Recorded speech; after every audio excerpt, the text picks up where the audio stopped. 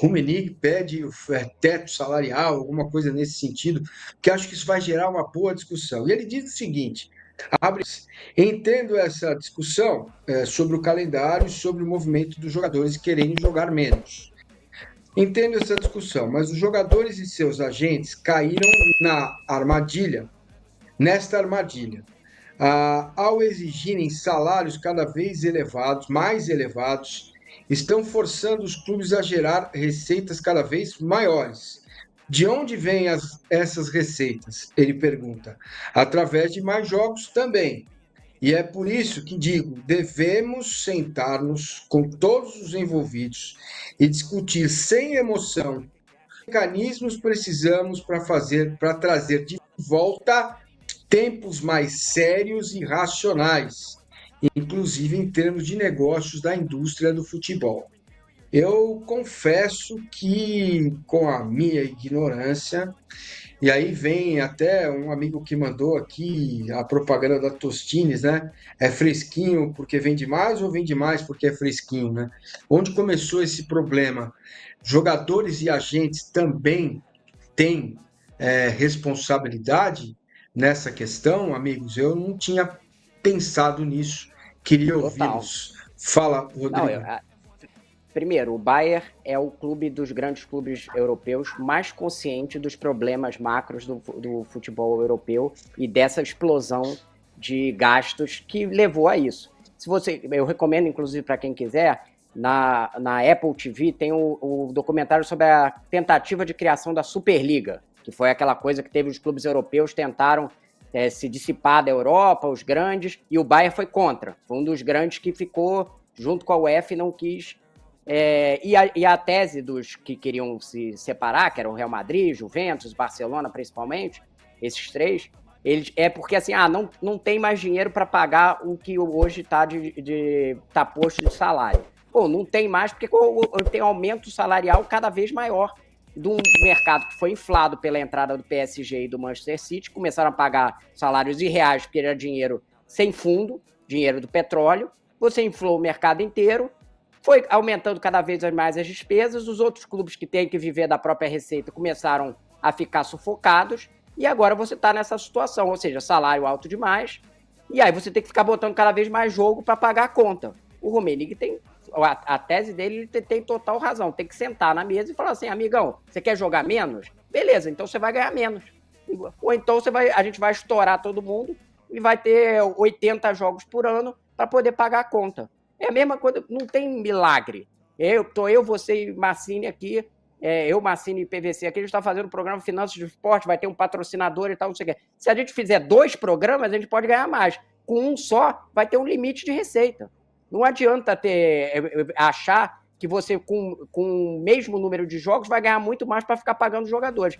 Eles têm razão nas críticas que eles fazem, eles estão querendo barrar, inclusive, o Super Mundial, estão querendo redução, tem razão disso, mas eles têm que fazer a parte deles. Não dá para ficar inflando o salário a cada temporada, pagando o valor de Manchester City e PSG, e depois virar e falar assim, não, quero jogar menos. Eu também quero trabalhar menos e ganhar mais. Quem não quer, né, Marcelo? Eu não quero. Eu quero trabalhar mais e ganhar mais. O PVC o cara. Olha só colocar um contraponto aqui.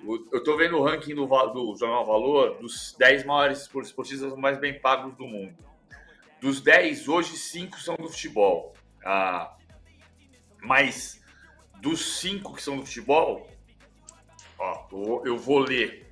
Cristiano Ronaldo, depois é John Ram, golfista. Depois Lionel Messi. Depois LeBron James. Depois Antetokounmpo. Depois Mbappé, Neymar, Benzema. Em nono, Stephen Curry. E em 10º, Lamar Jackson, futebol americano. Desses 5 futebolistas, 3 jogam na Arábia Saudita e 1 joga nos Estados Unidos. Ou seja, nós não estamos falando de futebol europeu nesse cenário. É um dinheiro sem fundo da Arábia, mas não estamos falando de futebol europeu. Eu acho que tem 2 motivos que fizeram isso aqui subir e o esporte passou a ser uma indústria mais pesada no mundo do que a música, que nos anos 80 não era. O futebol é uma indústria mais pesada do que o entretenimento musical, por exemplo. Apesar do Paul McCartney vir fazer show agora todo ano no Brasil espetacularmente. O que aconteceu? Primeiro, o movimento foi primeiro da subida do dinheiro da televisão. E aí você começa a dividir, porque o cara tá falando, você vai ganhar mais dinheiro, mas o artista sou eu. Então você começou a dividir. E depois veio o caso Bosman, que mudou um pouco o cenário. Por quê? Porque você passou a não ter contrato, não ter vínculo do jogador ao final do contrato. Então você estendia o contrato e pagava mais pelo contrato. Claro que chegou num patamar absurdo, que é essa questão de você ter 2 clubes-estado. Né? Um clube dos Emirados Árabes e um clube do Catar. Que é o clube dos Emirados Árabes com sede em Manchester e o clube do Catar com sede em Paris. Paris Saint-Germain e Manchester City. E aí vira um fundo perdido. Mesmo assim, dos 5 futebolistas entre os 10 maiores salários, tem um do Real Madrid. E os outros 4 estão nos Estados Unidos ou na Arábia Saudita. Agora, é claro que tem um limite que tem que estar ligado à capacidade dessa indústria continuar gerando interesse. Eu não posso ter jogo todo dia, como no tênis, porque a qualidade do jogo vai cair. A internet foi para o espaço, né? Tem mais um clube-estado, né? O Newcastle, né? Que é a Arábia Saudita. Então agora já são 3, né? Se a gente olhar.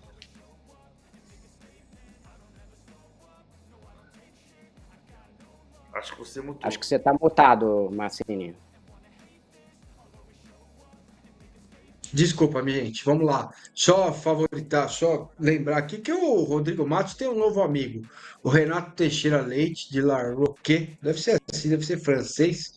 Pela primeira vez eu concordo com o Rodrigo Matos, os caras ganham uma fortuna e querem jogar menos. Tá aí, ó, nasce uma amizade aqui no chat do Finanças do Esporte.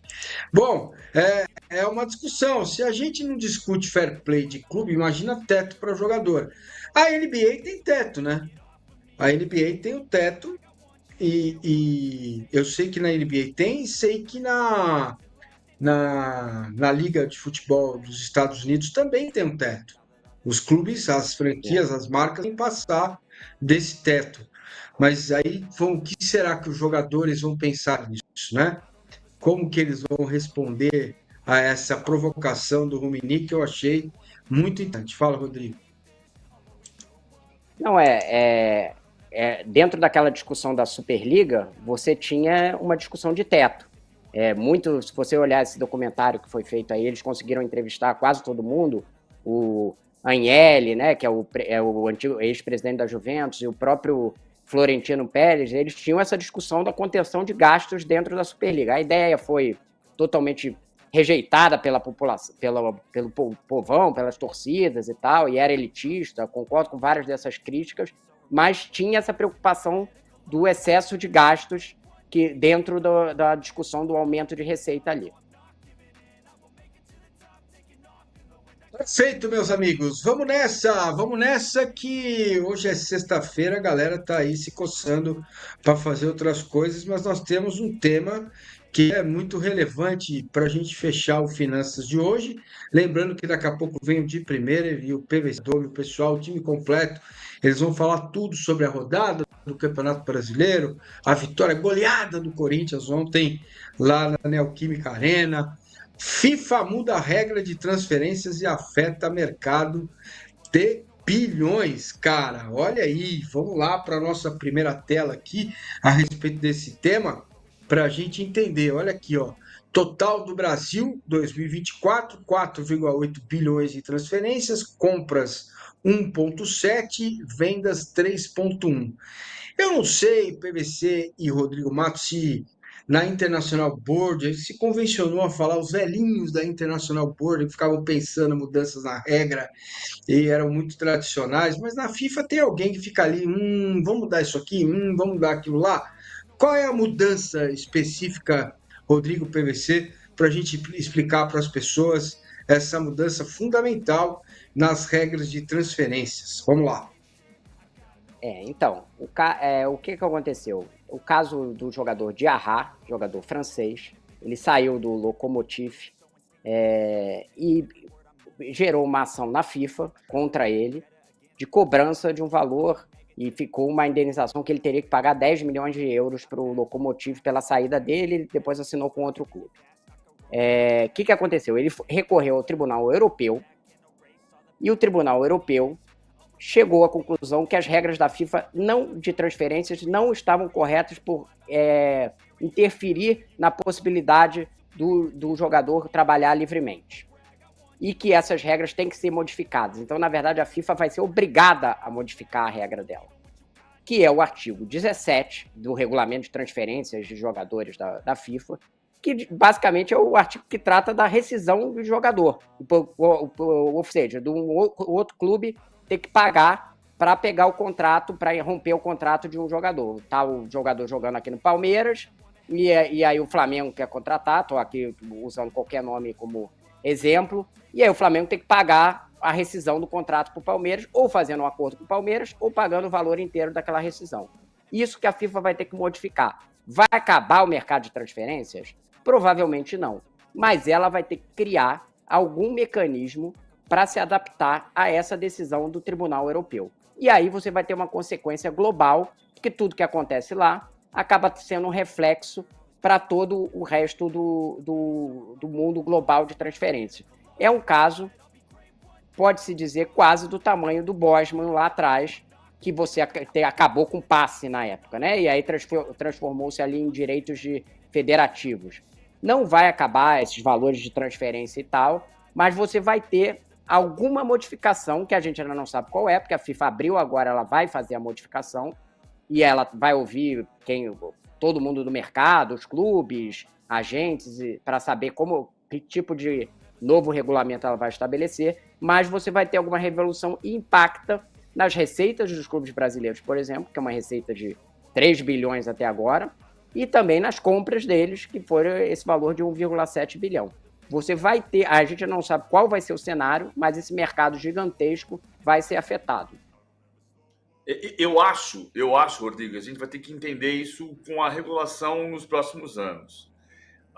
Eu acho um pouco diferente do Bosman. É um caso parecido porque foi para a Corte Europeia. O que foi o caso Bosman? Primeiro, importante entender. O caso Bosman, eu lia muito o Goiânia Esportivo na época e eu aprendi muito o caso Bosman pelo Goiânia Esportivo e na época também eu menosprezava e foi uma revolução extraordinária. O Bosman queria sair do Liège, da Bélgica, para jogar no Dunkerque, da França. E o Liège proibiu porque tinha um vínculo, que era o passe. Então ele entrou com uma ação dizendo duas coisas. Que quando acabava o contrato de trabalho, ele era um trabalhador livre, como qualquer outro, e ele podia ter o direito de trabalhar em outro lugar. E outra, que ele não podia ter uma restrição para trabalhar na França como o limite de estrangeiros no campeonato, porque ele era um cidadão europeu e um cidadão belga, um médico, um arquiteto, um engenheiro, um jornalista belga podia trabalhar na França, livremente, né, pelas regras da Comunidade Europeia. Na prática, isso acabou com o vínculo do jogador após o contrato, o único vínculo é o contrato de trabalho, e o limite de estrangeiros, porque o limite continua existindo. Por exemplo, 4 extracomunitários. Mas uma Mancini com passaporte italiano pode jogar em qualquer lugar da Europa. Não? O Cafu jogou com passaporte italiano, o Thiago Motta jogou com passaporte italiano e assim por diante. Então acabou o limite de estrangeiros. Foi muito impactante. O que eu acho que acontece dessa vez é o seguinte, vamos fazer uma conta aqui. Você não pode ser proibido de trabalhar. Então eu rescindi o contrato do jogador de Marselha. Mas eu tenho que pagar a multa. Não, eu não posso ser impedido de trabalhar em outro lugar. Foi isso que a Corte Europeia disse para o Diarra. Você não pode ser impedido de trabalhar em outro lugar. Vai trabalhar. Isso não exclui que se vai discutir a multa. Se a multa é certa ou errada, você vai para um tribunal e o tribunal vai dizer, não, mas você tinha assinado um contrato que previa uma multa de 10 milhões de euros. E o cara vai dizer, não, mas 10 milhões de euros é leonina essa cláusula. Então você paga 1 milhão de euros. Isso pode acontecer. Isso pode acontecer a médio prazo. Agora, eu acho que é o cenário mais provável, né, PVC? Você criar alguma mediação quando você não tiver uma concordância dessa saída. Mas isso naturalmente vai abaixar o valor das multas em geral, né? Se você for pensar, né, no mercado. Né? Provavelmente, porque o que pode acontecer agora, eu conversei muito com o Andrei Camp do blog Lei em Campo, ele entende que os tempos de contrato vão diminuir, porque, consequentemente, isso também diminui a multa e que você vai ter que especificar, por exemplo, você não pode ser proibido de entrar numa faculdade, você tem uma janela para fazer um vestibular. Então, as janelas de transferências vão ser muito importantes para isso, ou seja, ninguém vai te proibir de trabalhar, ou você não pode sair em outubro, porque você vai impactar no campeonato, você pode sair em janeiro, que é uma janela de transferência. Mas e vai dar mais poder para os jogadores e agentes, né? Sim, justamente o caso que a gente estava falando lá atrás, vai dar mais poder para os jogadores e agentes, porque eles vão ser constantemente, vai ter uma coisa de negociação de multa ali, não necessariamente vai ser aquela multa. E aí, de novo, a gente vai entrar na discussão do Rumerig. Isso não vai aumentar os custos de salários muito, apesar de reduzir o dinheiro de transferência? Então, vai ter que ter alguma espécie de acordão para você criar um ambiente saudável, né? Você vai ter os clubes vão ficar cada vez mais frágeis, né, gente? Agora, uma coisa que é importante dizer, eu concordo que acaba dando poder para os agentes, mas a lei, ela dá poder para o jogador. É que o jogador entrega o poder que a lei deu para ele para o agente. Eu gosto de brincar com a música Pacato Cidadão do Skank, que ele fala para abolir a escravidão do caboclo brasileiro, numa mão educação e na outra dinheiro. E para o caboclo jogador brasileiro, só deram o dinheiro, não deram educação. Então ele fala assim, não, eu não vou sentar na mesa com o dirigente, não, vai você. E eu te dou 20% do meu contrato. É por isso que vai... Não é só isso, né, PVC? O mercado é meio viciado no agente, né? O jogador não tem só porque ele não sabe negociar o contrato, senão ele contrataria um advogado. Mas porque o agente garante ele em determinadas posições, em clubes, porque ele tem um relacionamento com os clubes, né? O jogador acaba ficando na mão do agente para conseguir emprego. Se ele não for um jogador de seleção brasileira, que vai conseguir de qualquer jeito, a posição dele dentro de um clube vai depender da influência do agente dele, o que é uma distorção do sistema, né? Aí o agente quer botar o Estevão no Chelsea em vez de dizer para ele que talvez seja melhor ele ficar mais um ano no Palmeiras e depois vai jogar no Real Madrid, por exemplo. Então, o Gustavo Nunes é um exemplo melhor. O Gustavo Nunes entendeu que era hora dele jogar no Brentford e não ficar no Grêmio. Só que aí ele não joga nem no Grêmio nem no Brentford. Essas são as notícias de hoje, pessoal. Deixe seu like, compartilhe e inscreva-se. Não se esqueça. E até o próximo vídeo. Até mais!